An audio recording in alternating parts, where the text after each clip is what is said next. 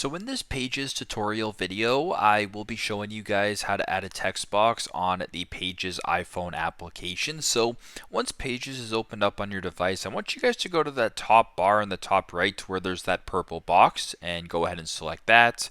Once you're here on the Discover page, I want you to go over to where there's the shape icon. So there's the circle and the square. Go ahead and select that.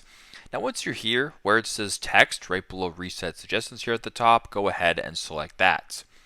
Now what you've added right here is a text box. You can go ahead and type in whatever text you want. So if I were to go back right here, type in whatever text. So I'm going to type in text right here, and there you go. I'll go ahead and make it a little bit larger so it's easier for you guys to see. And that's basically how you guys can add a text box to your design or to your page here in the Pages iPhone application. So pretty simple, pretty straightforward. That's how to add a text box on Pages. Thanks again for watching, and I hope this video helps.